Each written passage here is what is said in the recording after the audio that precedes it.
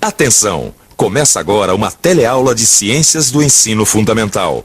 Você vai assistir a teleaula de número 63. Bons estudos!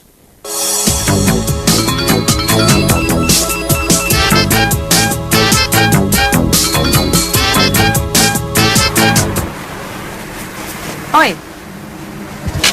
Você vê R$10 de gasolina, por favor. Como você sabe, a gasolina é um dos combustíveis que fazem o automóvel andar. Tanto a gasolina quanto o álcool e o diesel são as fontes de energia necessárias para fazer um carro se movimentar. E é assim, abastecendo o meu carro, que eu consigo fazer com que ele se movimente. Mas e o corpo humano? Como é que você acha que a gente consegue energia para ele? Como é que a gente consegue energia para falar, andar, correr, trabalhar, dormir, pensar e assim por diante? É isso mesmo. É através dos alimentos que a gente consegue energia para isso tudo. Na teleaula de hoje, você vai ver como é que o alimento é o combustível do corpo humano. Você vai ver como funciona o sistema digestório e de que maneira ele transforma os alimentos que ingerimos em energia para o nosso corpo. Vai ver também que o sistema digestório pode sofrer variações de um animal para outro. Quais são os órgãos que produzem sucos digestivos e enzimas. E por fim, vai ver como os alimentos digeridos chegam às várias partes do corpo. Olha, anota aí. Arroz, feijão, batata, açúcar, 2 frangos, tá? Cenoura, pimentão e tomate. Isso mesmo. As mesmas quantidades de sempre, tá? Então tá bom, obrigada, tchau.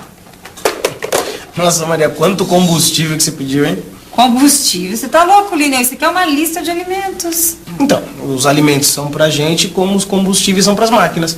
Não que a gente seja uma máquina, né? Que a gente é muito melhor que uma máquina. Porque a gente tem emoções, a gente tem sensações, a gente consegue soluções para uns problemas novos que aparecem. Mas, de qualquer forma, a gente precisa retirar a energia de um combustível pra gente poder funcionar. Ah, tá, agora eu entendi, né? Então, como a gasolina, o álcool e o óleo diesel são combustíveis para os veículos, os alimentos, né, arroz, feijão, carne, açúcar, são combustíveis para a gente. Essa história de que o alimento é nosso combustível, a gente já teve a oportunidade de ver em outra teleaula, você se lembra? Naquela ocasião, a gente viu que o oxigênio que existe no ar penetra no nosso corpo através do aparelho respiratório e que, ao se encontrar com os alimentos, ele libera energia. Mas não é só a energia que o oxigênio fornece para a gente, não. Ele também fornece materiais para a construção e manutenção do corpo. Tudo que ingerimos se transforma em outras substâncias que irão se incorporar ao nosso organismo ou liberarão energia para as nossas atividades diárias. Mas e o que não é aproveitado pelo nosso organismo? Bom, aquilo que não é aproveitado é eliminado. Mas não é o que é eliminado que interessa pra gente agora, não. Pra gente interessa o que é aproveitado do alimento pelo nosso organismo. Mas o que será que é aproveitado, hein? Cada alimento que a gente ingere tem substâncias que vão exercer diferentes funções no nosso corpo. E é através dessas funções que a gente classifica os alimentos. Os açúcares, por exemplo, nos fornecem energia. Já as proteínas fornecem materiais para a construção do corpo. As gorduras também fornecem energia e materiais para a construção do corpo. As vitaminas e os sais minerais auxiliam o crescimento, a manutenção e participam de várias funções vitais. E por fim, a gente também tem a água, que constitui a maior parte do nosso corpo. Mas onde é que a gente acha essas substâncias? Os açúcares, as proteínas, as gorduras, as vitaminas e os sais minerais? Proteína a gente encontra em todos os derivados animais, como por exemplo a carne de boi, de frango, de peixe e de outros animais, assim como nos ovos e no leite. E em muitos vegetais também, como feijão, amendoim, ervilhas, castanhas, etc. Açúcares são encontrados nas massas, pães, doces, frutas e cereais. Já os óleos, a manteiga e a castanha, por exemplo, são alimentos ricos em gordura.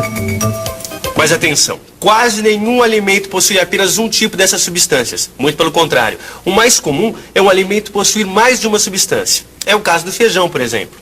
Esse alimento possui sais minerais, proteínas, açúcar e água. Tá, mas como é que o organismo absorve os sais minerais, as proteínas, o açúcar e a água do feijão? Através da digestão, né? É, através da digestão. Porque os alimentos, eles têm que ser modificados, quer dizer, eles têm que sofrer transformações para que o organismo possa se aproveitar das substâncias. Sim. Se modificar e principalmente diminuir de tamanho, né? Não, porque se o alimento ficar com um tamanho muito pequeno, não tem como o organismo absorver, né? É difícil. Sim. E essa transformação dos alimentos já começa na própria boca, né? Mas só a mastigação não resolve, viu, Maria? Além da mastigação, os alimentos têm que ser transformados em pedaços cada vez menores, porque senão as substâncias não conseguem passar para o sangue para serem transportadas para todo o organismo, onde essas substâncias vão ser aproveitadas. Deixa eu ver se eu entendi. O alimento tem que ser reduzido de tamanho para que o organismo possa aproveitar as substâncias desse alimento. Isso. Né? E esse processo já começa na própria boca, através da mastigação e é completado pela digestão. Isso, como a gente sabe, todos os animais digerem seus alimentos, né? Sim, menos os parasitas, né? Tirando os parasitas, todos os animais, desde um micro-organismo até um elefante, todos digerem os alimentos.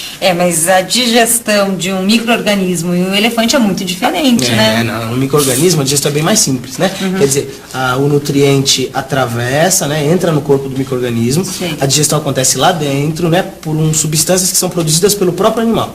Agora, num animal maior, a digestão já é mais complexa, já é feita em várias etapas. Bem, mas que etapas são essas? Calma que a gente já chega lá. Para que os alimentos possam ser transformados em partículas menores, é necessário que eles fiquem algumas horas no nosso organismo e que caminhem lentamente até serem absorvidos.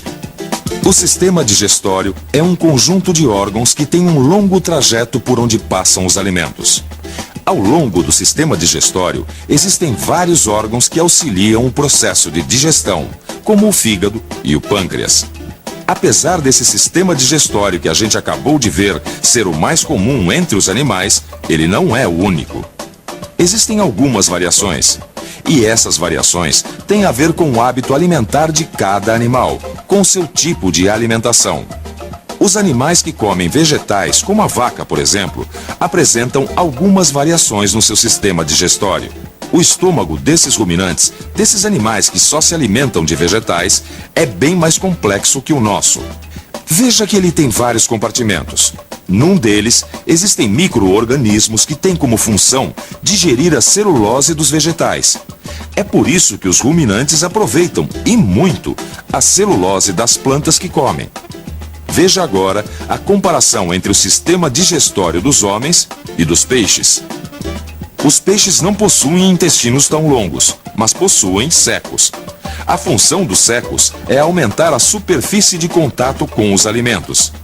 Já o sistema digestório de uma ave tem duas estruturas para o amolecimento e trituração dos alimentos: o papo e a moela.